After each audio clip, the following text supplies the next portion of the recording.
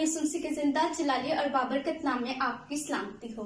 मेरा नाम अनीशा इमैनुअल है और आज मैं आपको सुनाऊंगी ग्रंथियों के नाम पौलुस रसूल का पहला खत और उसका 12वां बाब। कलाम खुदा में ये रकम है, ऐ भाइयों, मैं नहीं चाहता कि तुम रूहानी नेमतों के बारे में बेखबर रहो। तुम जानते हो कि जब तुम गैर कौम थे तो गूंगे बुतों के पीछे जिस तरह कोई तुमको ले जाता था उसी तरह जाते थे। बस मैं तुम्हें जिताए देता हूँ कि जो कोई रूह की खुदा की हदायत से बोलता है वो ये नहीं कहता कि यस्सु मालून है, और ना कोई रूह कुद्दुस के बगैर कह सकता है कि यस्सु खुदावंद है। नेमतें तो तरह तरह की हैं मगर रूह एक ही है। खिदमतें भी तरह तरह की हैं मगर खुदा एक ही है। और तासीरें भी तरह तरह की हैं मगर खुदा एक ही है जो सब में हर तरह का असर पैदा करता है।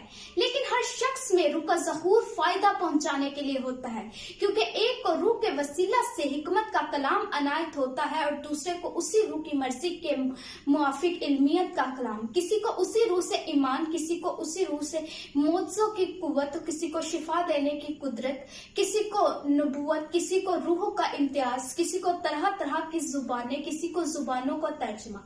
लेकिन ये सब तासीरें वही एक रूह करता है और जिसको जो चाहता है बांटता है। क्योंकि जिस तरह बदन एक है और उसके अज़ा बहुत से हैं और बदन के सब अज़ा गोया बहुत से हैं मगर बाहम मिलकर एक ही बदन है, इसी तरह मसीह भी। क्योंकि हम सब ने ख्वाह यहूदी हो, ख्वाह यूनानी, ख्वाह गुलाम, ख्वाह आजाद, एक ही रूह के वसीला से एक बदन होने के लिए बपतिस्मा लिया और हमको एक ही रूह पिलाया गया।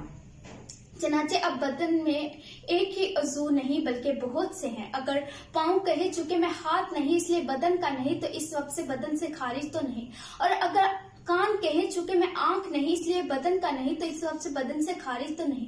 अगर सारा बदन आंख ही होता तो सुनना कहाँ होता, अगर सुनना ही सुनना होता तो सूंघना कहाँ होता। मगर फिर वाकया खुदा ने बदन को अपनी मर्जी के मुआफिक, हर एक अज़ू को अपनी मर्जी के मुआफिक रखा। अगर वो सब एक ही अज़ू होते तो बदन कहाँ होता।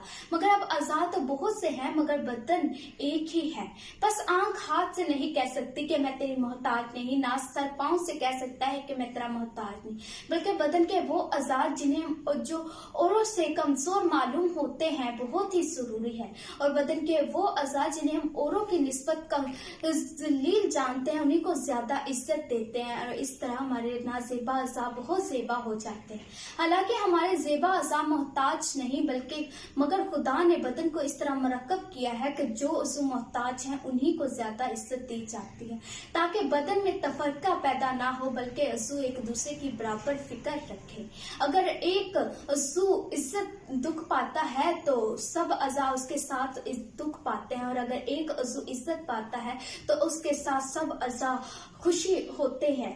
इसी तरह तुम सब मिलकर मसीह का बदन हो और फर्तन फर्तन अज़ा हो। और खुदा ने कलीसिया में अलग अलग शख्स मुकर्रर किए हैं, पहले रसूल, फिर नबी, फिर उस्ताद, फिर मौत से दिखाने वाले, फिर शिफा देने वाले, मददगार, मुंतसिम, तरह तरह की जुबानें बोलने वाले। क्या सब रसूल हैं? क्या सब नबी है? क्या सब उस्ताद हैं? क्या सब मौत से दिखाने वाले हैं? क्या सबको शिफा देने की तौफीक अनायत है? क्या सब तरह तरह की जुबानें बोलते हैं? क्या सब जुबानों का तर्जुमा करते हैं? तुम बड़ी से बड़ी नेमतों की आरज़ू रखो, लेकिन सबसे उम्दा तरीके मैं तुम्हें बताए देता हूँ। पाक कलाम का पढ़ा और सुना जाना हम सबके लिए बाइस निजात ठहरे। आमीन।